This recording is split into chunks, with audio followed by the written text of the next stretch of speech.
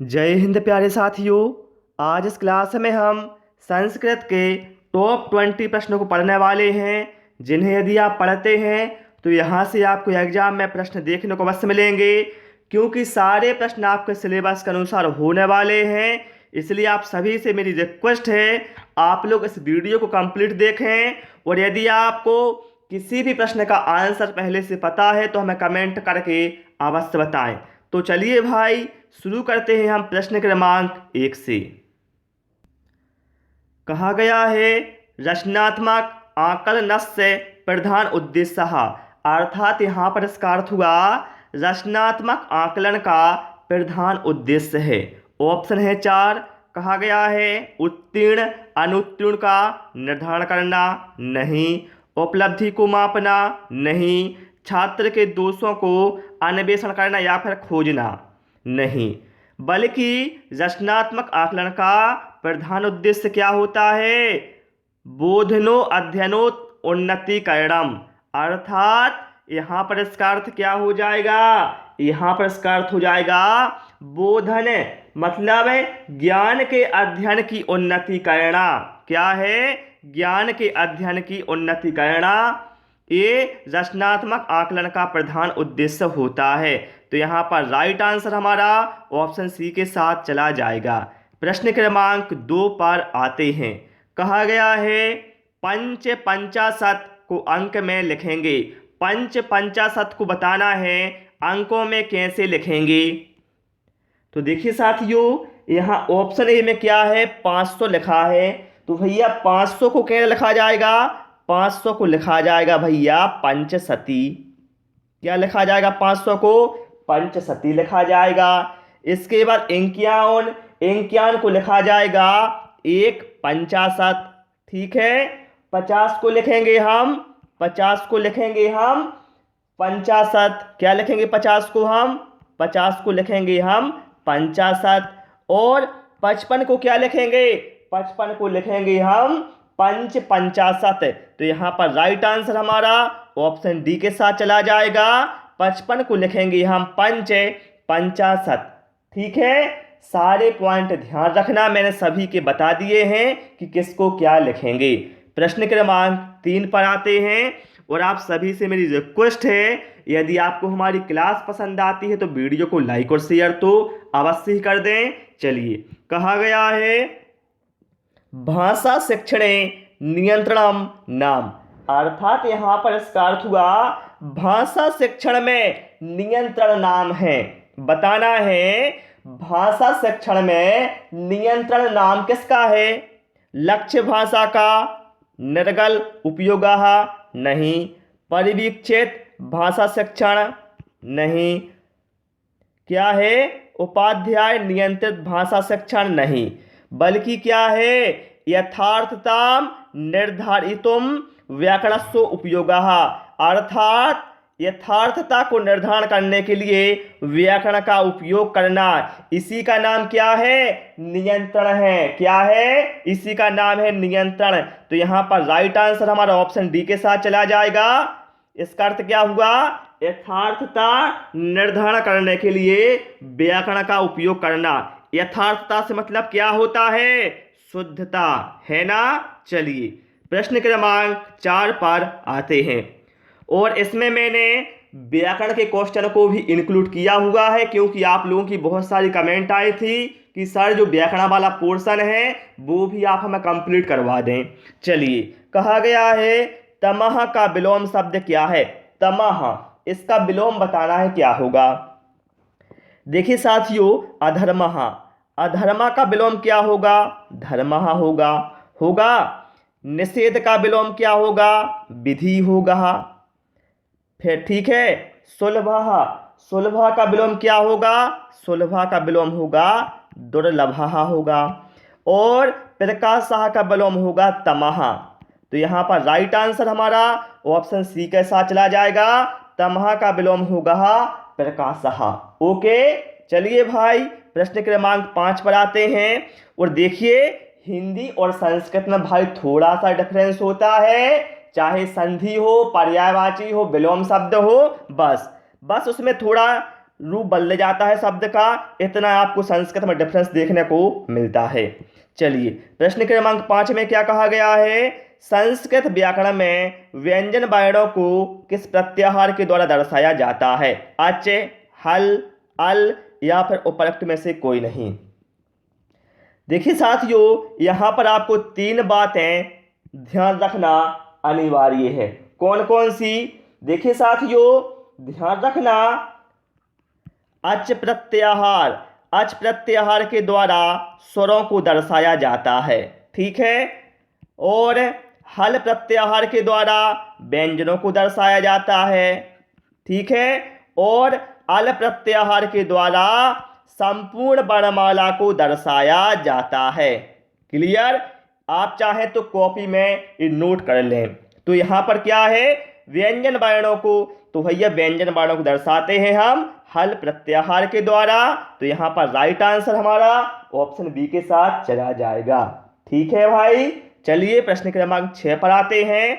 मेरा हमेशा यही उद्देश्य होता है कि आपको क्वेश्चन से संबंधित और भी जानकारी दे दूं, जिससे आपका कॉन्सेप्ट क्लियर हो जाए, ठीक है भाई। और संस्कृत से डरिए मत भाई, संस्कृत बहुत इजी है ना। चलिए प्रश्न क्रमांक 6 पर आते हैं।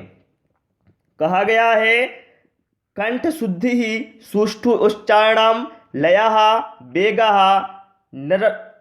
निरर्गलता चेतई कंस यंसः। अर्थात यहां पर इसका अर्थ हुआ साथियों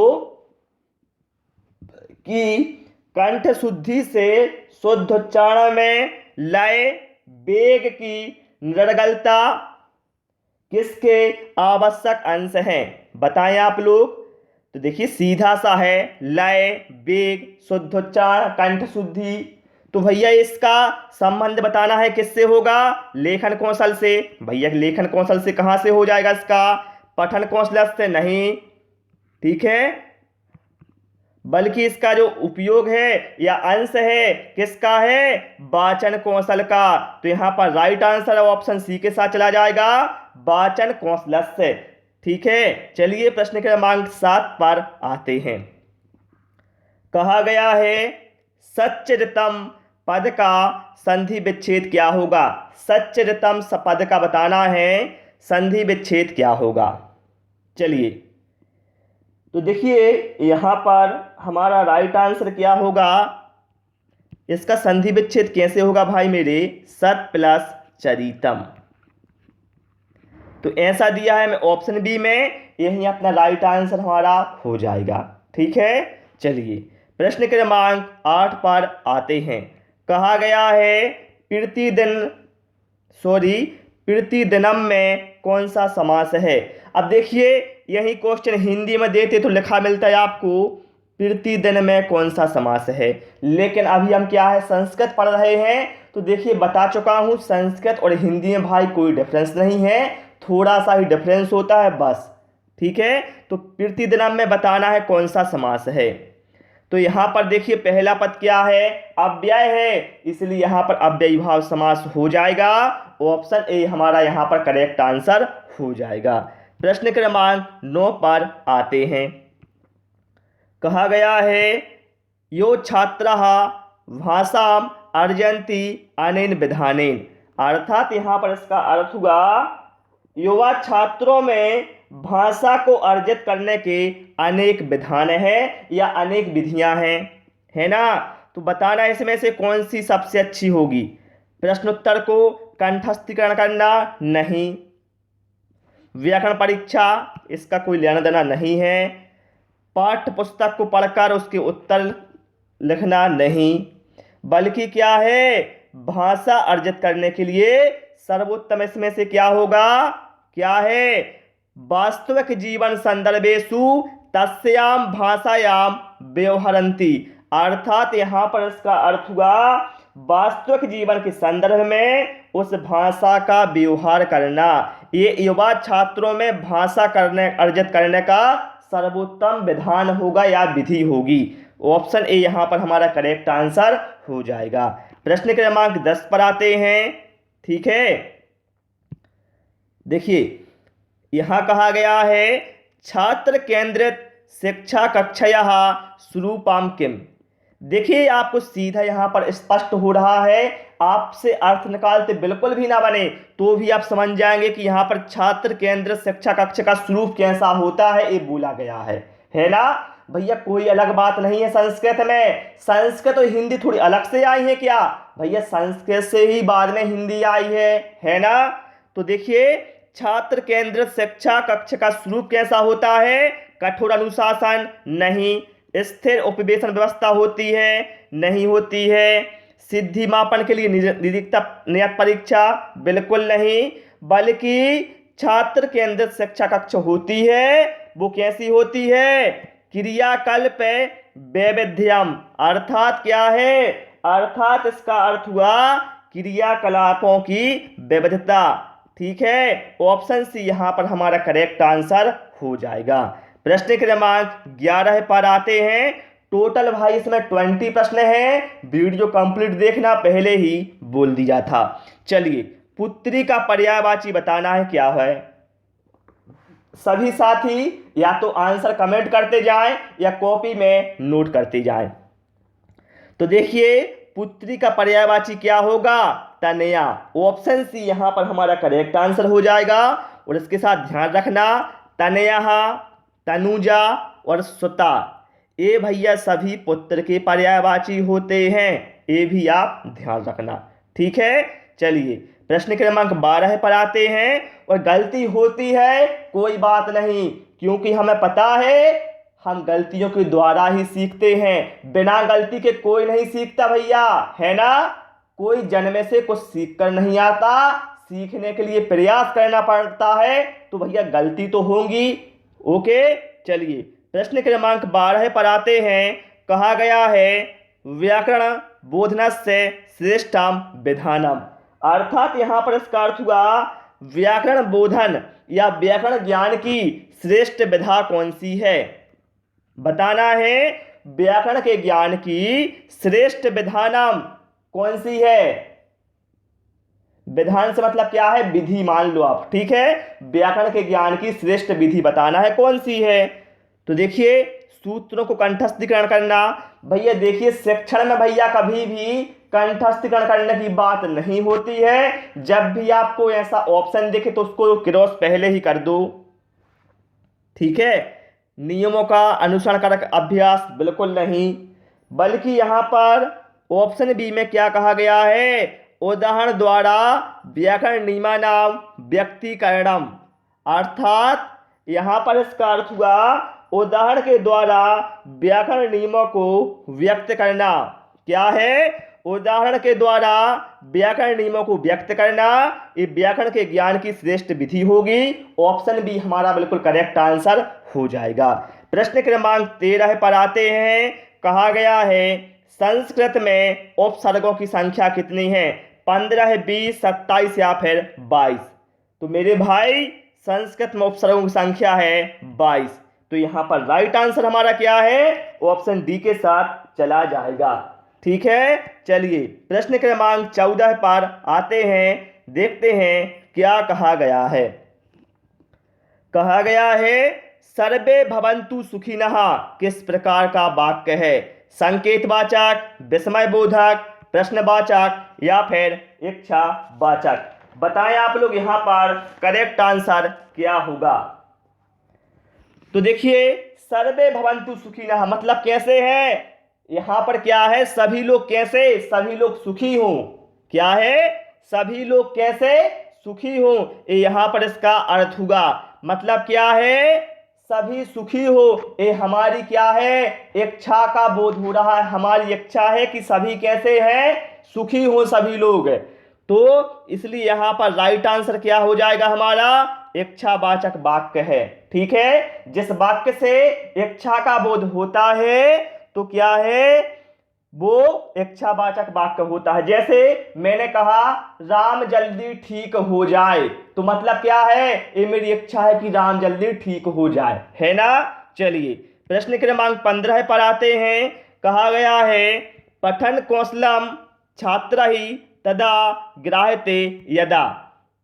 यहाँ पर इसका अर्थ हुआ साथियों, पठन कौशल छात्रों द्वारा तभी सार्थक होता है जब पठन कौशल बताना है छात्रों में सार्थक कब होता है, जब वह उसको उच्च रूप में पढ़ते हैं, मतलब जोर से नहीं, कठिन परीक्षा नहीं, संवेग के साथ पढ़ते हैं बिल्कुल नहीं, बल्कि अर्थ ग्रहण पुरस्सरम पठयते। मतलब क्या है इसका अर्थ है जब वह अर्थ ग्रहण करते हुए पढ़ते हैं तभी पठन कौशल सार्थक होता है। तो यहाँ पर राइट आंसर हमारा ऑप्शन सी के साथ चला जाएगा। ओके, और यही काम आप भी किया करो भैया, कुछ भी पढ़ते हो तो थोड़ा मन में उसको अर्थ भी आप ग्रहण करते चलें, इससे आपको बहुत बेनिफिट आगे चलकर मिलने वाला है। कहा गया है प्रश्न क्रमांक 16 में, क्या कहा गया है, सभी छात्र देखें यहाँ पर, सामाजिक संपर्क से संस्थापनाएं संरक्षणाएं च भाषा या उपयोग एवं अभिधीयते। अर्थात यहाँ पर इसका अर्थ हुआ सामाजिक संपर्क की स्थापना और संरक्षण के लिए भाषा के उपयोग को क्या कहा जाता है, क्या कहा जाता है, औपचारिक उपागम नहीं, विश्लेषणात्मक उपागम, प्रत्यक्ष उपागम नहीं। ध्यान रखना, सामाजिक संपर्क की स्थापना और संरक्षण के लिए भाषा के उपयोग को कहा जाता है भाषा यह संवादात्मक क्रिया, अर्थात भाषा की संवादात्मक क्रिया कहा जाता है। ऑप्शन ए यहाँ पर हमारा करेक्ट आंसर हो जाएगा। और साथियों, यदि मेरे द्वारा संस्कृत के किसी शब्द का उच्चारण करते समय कोई अशुद्धि होती है तो मुझे माफ करना। चलिए भाई, प्रश्न क्रमांक 17 पर आते हैं। कहा गया है संस्कृत में भविष्य काल के लिए प्रयोग किया जाता है लट लकार, लोट लकार, लट लकार या फिर लंग लकार। बताएं आप लोग करेक्ट आंसर यहां पर क्या होगा। तो साथियों ध्यान रखना, भविष्य काल के लिए प्रयोग किया जाता है लट लकार का। तो यहां पर राइट आंसर हमारा ऑप्शन सी के साथ चला जाएगा। और जो लट लकार है इसका प्रयोग होता है वर्तमान काल में, ये आप ध्यान रखना, ठीक है। चलिए प्रश्न क्रमांक 18 पर आते हैं। कहा गया है कर्मण्ये बाधिका रस्ते श्लोकांश का आशा है। जो यहाँ पर कहा गया है कर्मण्ये बाधिका रस्ते है ना, इसका अर्थ बताना है क्या है। देखिए, जब महाभारत का युद्ध हो रहा था, जब श्री कृष्ण ने क्या है अर्जुन को गीता उपदेश दिया था, तब उन्होंने बात कही थी कर्मण्ये बाधिका रस्ते मा फलेषु कदाचन, है ना। तो इसका अर्थ क्या है भाई, इसका अर्थ भैया ये है कि तुम्हारा अधिकार केवल कर्म करने में ही है। तो ऑप्शन डी यहाँ पर हमारा करेक्ट आंसर हो जाएगा। इसका अर्थ क्या है, तुम्हारा अधिकार केवल कर्म करने में ही है, ठीक है। चलिए प्रश्न क्रमांक 19 पर आते हैं। क्या कहा गया है भाई यहाँ पर कहा गया है रघुवंश महाकाव्य में मंगलाचरण में कालिदास ने किसकी वंदना की है। जो रघुवंश महाकाव्य है जो कि कालिदास द्वारा कृत है, इसमें बताना है इसमें कालिदास ने किसकी वंदना की है इसके मंगलाचरण में। तो भैया इसमें की है उन्होंने शिव पार्वती की। ऑप्शन डी हमारे यहाँ पर करेक्ट आंसर हो जाएगा। प्रश्न क्रमांक 20 पर आते हैं। कहा गया है महाकवि कालिदास द्वारा कृत नाटक नहीं है। बताना इसमें से कौन सा महाकवि कालिदास कृत नाटक नहीं है। देखिए, मालविकाग्निमित्रम ये तो भैया है, अभिज्ञान शकुंतलम भी कालिदास का है, और विक्रमो वर्षियम ये भी है। लेकिन जो ऑप्शन ए में कहा गया है मृच्छ कटिकम, ये भैया किसका है, ये भैया है शूद्रक का, ना कि कालिदास का। तो ऑप्शन ए हमारे यहाँ पर करेक्ट आंसर हो जाएगा। तो प्यारे साथियों, इस क्लास में आज हमने संस्कृत के टॉप 20 प्रश्न पढ़ लिए हैं। आपको क्लास कैसी लगी और आपने कितना स्कोर किया 20 में से, वो हमें कमेंट करके अवश्य बताएं। वीडियो पसंद आया हो साथियों तो आप सभी से रिक्वेस्ट है कि वीडियो को लाइक करें, दोस्तों के साथ शेयर करें और नए नए वीडियो पाने के लिए चैनल को सब्सक्राइब करें। Thanks for watching this video.